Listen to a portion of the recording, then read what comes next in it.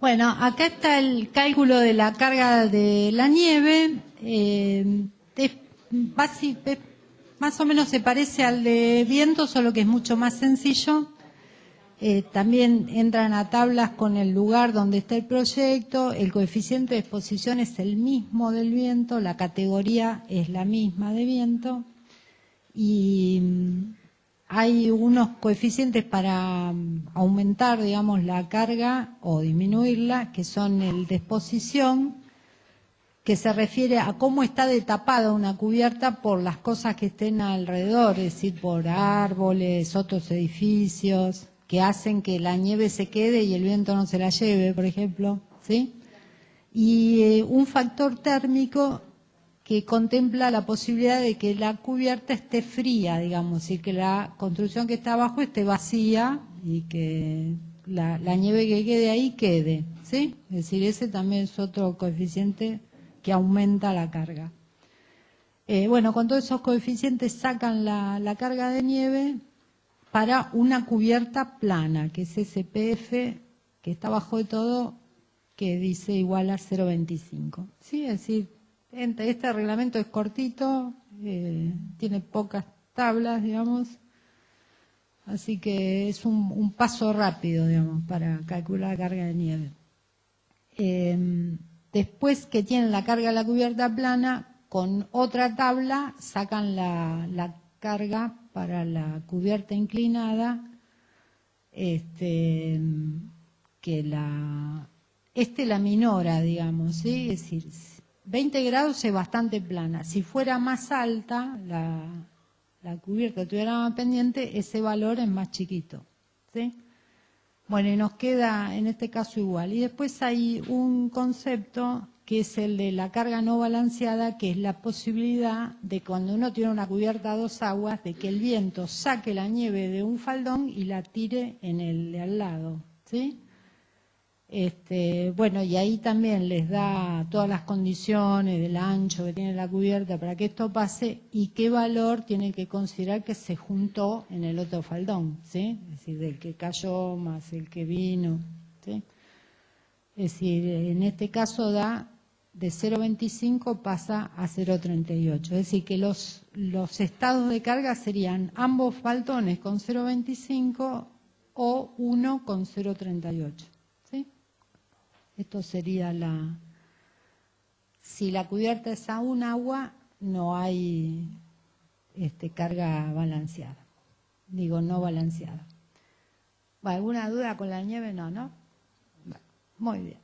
De la parte de sismo no lo miramos porque es demasiado tedioso y la probabilidad de que ustedes dimensionen algo en sismo es más bien remota. Así que, pero bueno, lo que se trata... Una platea más gruesa también puede ser, ¿por qué no? Hablando de platea más gruesa, una carga que suele ser muy importante en cualquier construcción de steel frame es la del viento, de que se la lleve a la casa, si literal, se la lleve, o la arrastre, si sin llevársela, que la arrastre. Para que se la lleve, yo tendría que hacer una platea más gorda, así, para que por lo menos pesen algo, digamos, ¿sí? O ponerle algún muerto de anclaje, qué sé yo, algo. Pero, ¿cómo? Sí, es un buen seguro. También, esa es otra posibilidad. Pero bueno, es algo que en una casa tradicional no va a pasar jamás. Se podrá volar la cubierta, ¿sí? Acá si uno se tomó la molestia de fijarla muy bien de la cubierta al panel, y bueno, se lleva todo, porque como la pared no pesa nada, se la lleva, se va todo, se fue, listo. Así que sí, es literal, pero es así. No, bueno, hay que anclarla a la casa. Es decir, uno cuando calculó la carga de viento, dice, bueno, tengo una succión, ¿sí? Esa succión empieza a encontrar cosas por debajo. Uno dice, bueno, el peso del panel, si la casa tiene 2 plantas, el peso del entrepiso. Entonces uno dice, bueno, yo tenía una succión de 100 kilos. Bueno, le resté el panel que podrá pesar 30, el entrepiso podrá pesar un poco más, qué sé yo, y bueno, y abajo me quedó una carguita, puede ser chiquita, 50 kilos, lo que sea, le pondrán un anclaje de expansión que vale nada, ¿sí? Pero es decir, anclarán cada montante y bueno, y por supuesto calcularán la carga total como para que no se lleve la casa más la platea, es decir, porque si no, la platea sería difícil, pero si por ejemplo hicieran viga de fundación con pilotines, que es una solución que por ahí muchos iluminados quieren hacer, se la llevaría todo ahí, se va todo, se iría sin ningún problema. Bueno.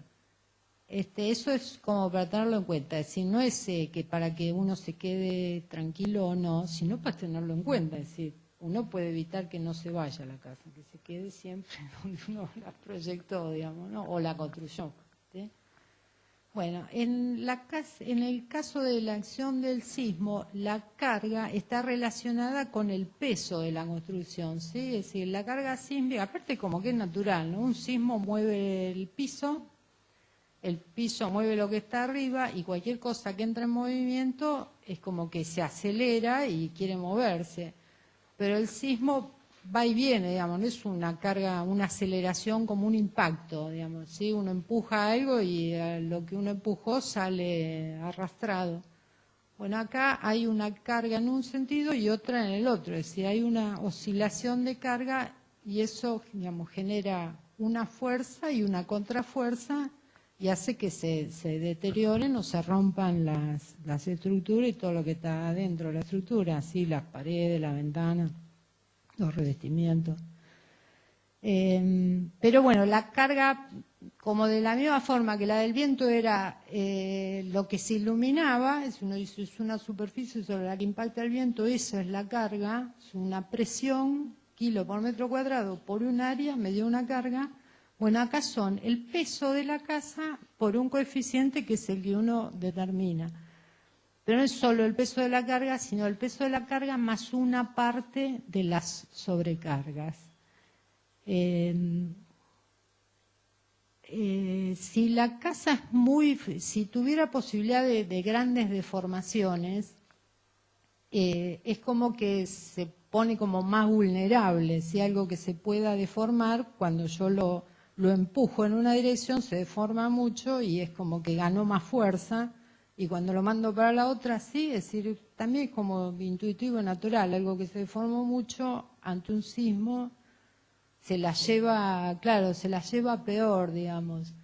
Y algo que es muy rígido, por ejemplo una estructura de hormigón tiene, bueno, también podría no tenerla, sí. En general son menos deformables las estructuras de hormigón porque las secciones de hormigón son gigantes, ¿sí? Una viga de hormigón comparada con un laminado, ni siquiera comparemos con un perfil galvanizado, con un laminado tienen una deformación muchísimo más chica porque tienen una sección con una inercia gigante. Entonces todo eso se deforma menos, en deformación horizontal también, y tienen, digamos, una respuesta como más favorable para estructuras así aporticadas. Todas las veces que nosotros reticulamos algo en el material que sea, madera, hormigón, acero, la deformación es muy, pero muy chiquita, ¿sí? Entonces, por eso una buena solución para, digamos, la rigidez transversal es la Cruz de San Andrés, que es una retícula en definitiva, ¿sí? Es decir, que lo que nosotros necesitamos es que la construcción no se deforme mucho. Es decir, uno puede decir, bueno, se deformó esto, es aceptable, la placa queda bien, pero las placas tienen una deformación admisible, ¿no? Es decir, más allá de eso se parte la placa.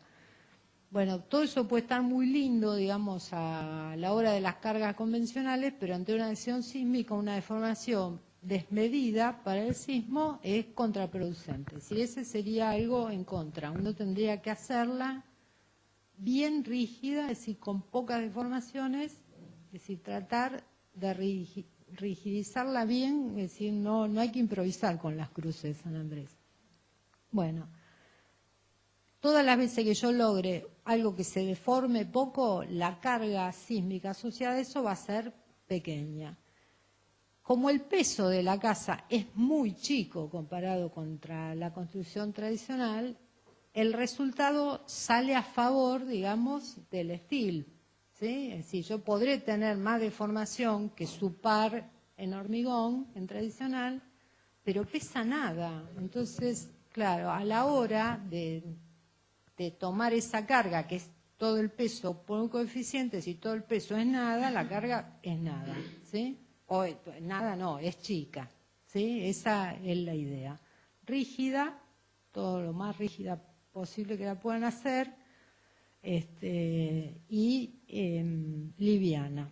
¿Sí? Entonces, si construyeran una zona sísmica, tendría que tratar de no revestir en piedra, qué sé yo, ¿sí? Ese tipo de cosas.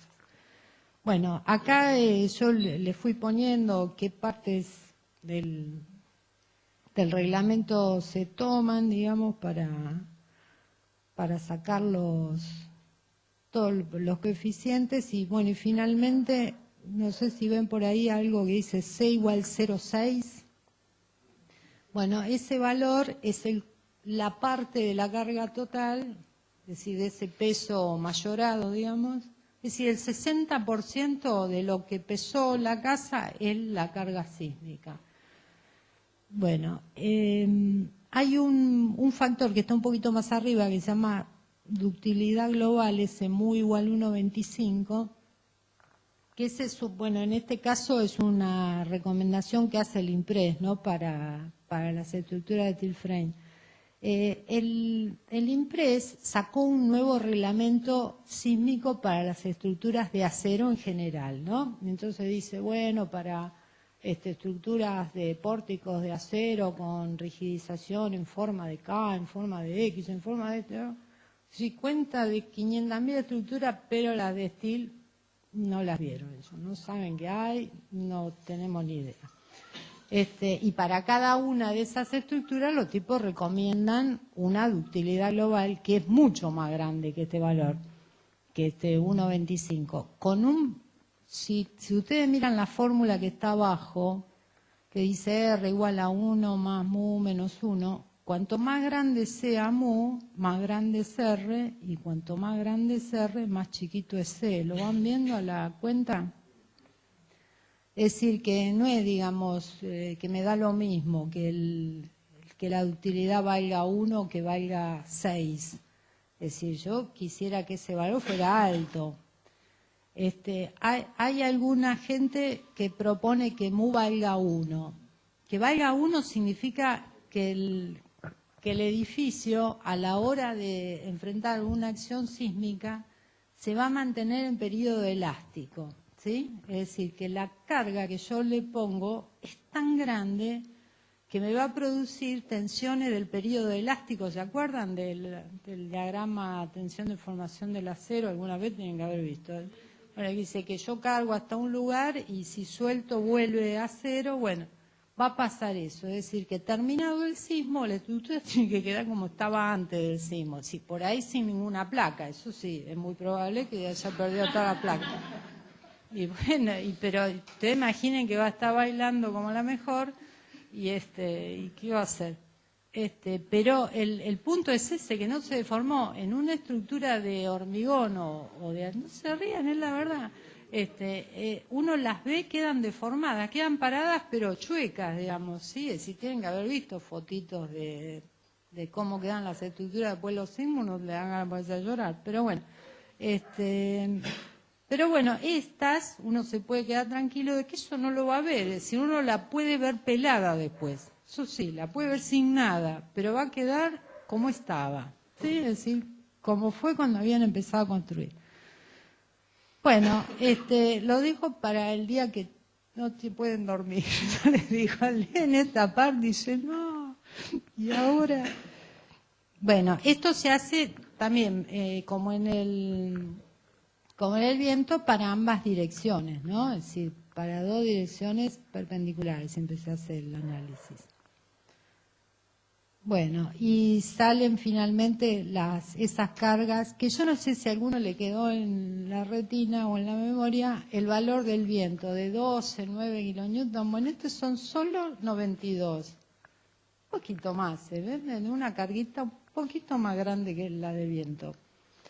Es decir, que son mucho más grandes las cargas de sismo, son como ferozmente más grandes que las de viento para el caso de Mendoza.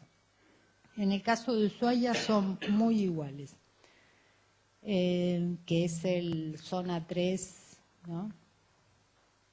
El otro zona 3 de... Bueno, bárbaro. Terminamos con las cargas. Esa fue una buena noticia para esta hora del día, ¿no? Terminadas las cargas, ahora podemos pasar a ver qué hacemos con las cargas. Bueno, la primera cosa que tenemos que hacer con las cargas es combinarlas entre ellas para lograr los estados de cargas, estos mayorados, digamos, que son los nuevos métodos que se usan ahora para calcular las secciones. Antes uno obtenía una carga, ¿sí? Y esa era la carga, todas estas que calculamos menos la del sismo son cargas de servicio. Una carga de servicio es la que yo voy a tener de verdad, ¿sí? Cuando uno dice, che, ¿el viento cuál es? El que me produce esta carga, y si yo pudiera poner algo para medirla, la mediría cuando tengo ese viento. Y otra cosa son las cargas últimas, que es una de mentirita, digamos, es una que uno aumenta, pero que en rigor no existe, es decir, una que uno mayora. Lo que ustedes pueden recordar de la facultad es que ustedes calculaban las cargas de servicio, la dividían por alguna característica de la sección, si el área, el momento de inercia, y obtenían una tensión, ¿sí? La comparaban con la admisible, ¿sí? Que la tensión admisible era una que estaba en algún lugar de la parte elástica del... Y vivíamos muy felices así, la verdad es que era así. Y después, bueno, parece que alguien encontró que esto es mucho más seguro y dijo, no, aumentemos las cargas de servicio a un valor ficticio y comparémosla con la tensión de rotura del material, que también es como un valor ficticio. Si entienden, es como que subimos el problema. Estábamos en un lugar y vamos a uno más grande y comparamos contra valores más grandes. Eso es, digamos, el método de mayorar las cargas. Es decir, ya no trabajamos más con tensiones admisibles, ahora trabajamos con tensiones de rotura. Bueno, todas las cargas calculadas son de servicio, menos la carga de sismo, que es una carga última. Es decir, cuando uno calcula según el CIRSOC, lo aclara el CIRSOC, que la carga que obtiene es una carga última, es decir, que también estamos calculando una carga de mentirita, es decir, una que no va a pasar jamás. Es decir, que cuando antes calculábamos con las tensiones admisibles, a la carga de sismo la disminuíamos, ¿sí? Es decir, la bajábamos, la dividíamos por el coeficiente de seguridad.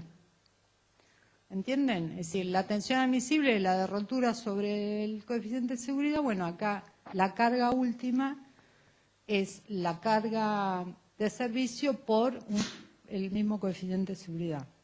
Es decir, corremos de lugar las cosas. Bueno, y esos estados de carga que están escritos ahí son, digamos, obtenidos de estadísticas, ¿sí? Es decir, que un estado de cargas, las letras D son de cargas permanentes, están todas en inglés, D de dead, ¿no? L son las sobrecargas, LR la sobrecarga de cubierta y S la carga de nieve, W la de viento y E la de sismo. Yo cuando les escribí todo el archivo puse el nombre al lado de cada carga, está puesta la letra, si después no hace falta que lo anoten ahora, digamos, está, y aparte en todos los reglamentos aparecen estas mismas letras. Bueno, entonces ese primer estado de carga, decir que uno tiene 1,4 veces la carga permanente, significa que uno puede pensar que un estado de carga del proyecto va a hacer que el dueño después saque lo que uno había puesto en el proyecto y ponga otra cosa. ¿Qué sé yo? Supongan que ustedes habían puesto un pisito flotante y el tipo viene y pone mármoles. Esa sería una posibilidad de que aumentara la carga permanente al 40% de lo que uno había puesto. Bueno, eso se considera como un estado de carga. Y después, bueno, cuando dice, por ejemplo, en el 2, 1,2 veces las cargas permanentes, más 1,6 veces la sobrecarga, más 0,5 de la sobrecarga de la cubierta o 0,5 de la nieve. Si no es que tienen que poner las dos, o una o la otra, la que sea peor. ¿Sí? Es decir, todas las veces que dice O, eligen la que a ustedes les da peor. Bueno, y para cada cosa que estén calculando, si es entrepiso, si es panel o si fuera la cubierta, alguno de todos estos le va a venir, digamos, de perla, ¿no? Lo demás, no es que tienen que verificar los 6 estados, eligen uno, el que sea peor, digamos, que después en el ejemplo lo vemos. El último estado de cargas dice 0,9 de la carga permanente, que ese sería el único caso en que la carga bajó. Y lo hacen porque lo comparan con sismo o con viento. Sería para el caso ese que hablamos de la casa se me fue, de si se la lleva el viento.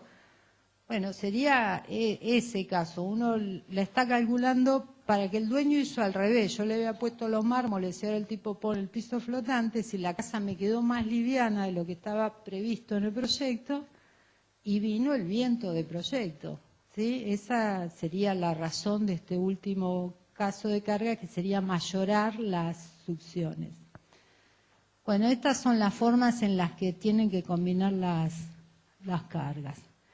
Bueno, el método de los estados límites últimos se puede expresar con esa inecuación, ¿no?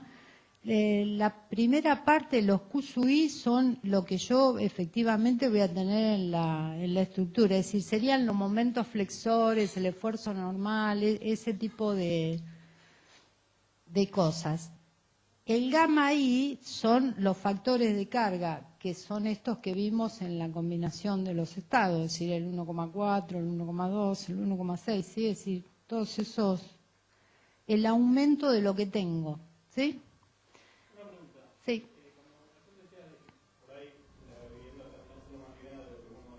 Sí. ¿Uno puede compensar con mayor cantidad de encaje? Ayer nos explicaban que nosotros deberíamos tener presente o calcular todo, ¿no? Sí. Los encajes, los extremos, etcétera. Después uno tiene que determinar con cantidad de tornillos y va en cada sitio. Uno puede hacer ese coeficiente de seguridad, por llamarlo de alguna manera, que bueno, se calculó pensando en que va a tener un piso más. Y es este estado de cargas. Es decir, vos te proyectaste con lo que proyectaste, ¿sí? Lo que el cliente quiso, ¿no? Dice. Ah, bueno, sí. Bueno, me perdí de dónde estábamos. De que la casa se volaba. Bueno, el tema es cuando uno dice el cliente después hizo algo y entonces yo qué hago, pongo un anclaje, pongo otro anclaje. Justamente lo contempla este estado de carga, esa posibilidad.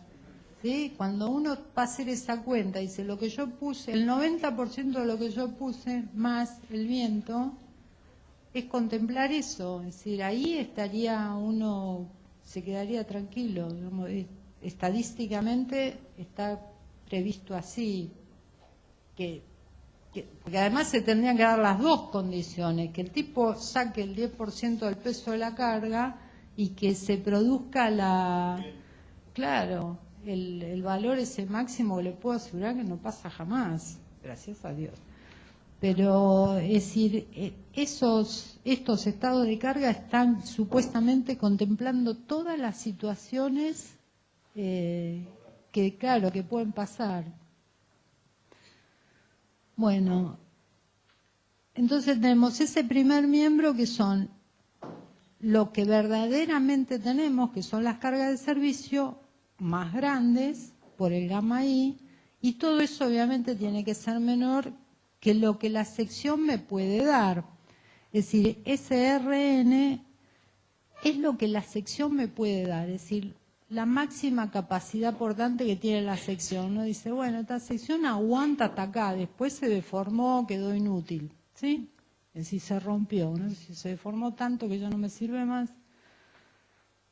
Esa sería la resistencia nominal. Y a la resistencia nominal la achico, ¿sí? Sí, todo, hasta acá es todo como razonable, digamos, lo que propone el método.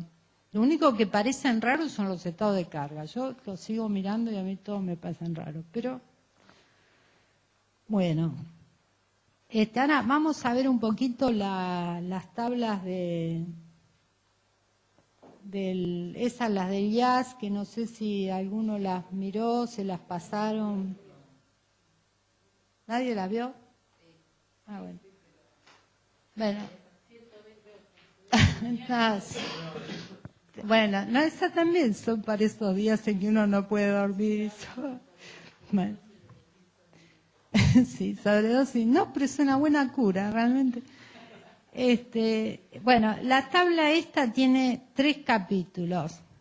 El capítulo 1 son las generalidades, que le dicen cómo son los perfiles, que bueno, uno lo tiene que mirar más o menos porque los perfiles ya no son más así, tienen otras medidas, son bastante parecidos a lo que está puesto en esto, pero en rigor no son exactamente iguales. Si ustedes quieren saber cuáles son las medidas de verdad que están en la calle, tienen que hablar con los fabricantes de perfiles. Entonces, o entrar en las páginas de internet y ahí encuentran la verdad, y que son todos los fabricantes hacen los mismos perfiles, ¿sí? Porque es algo consensuado.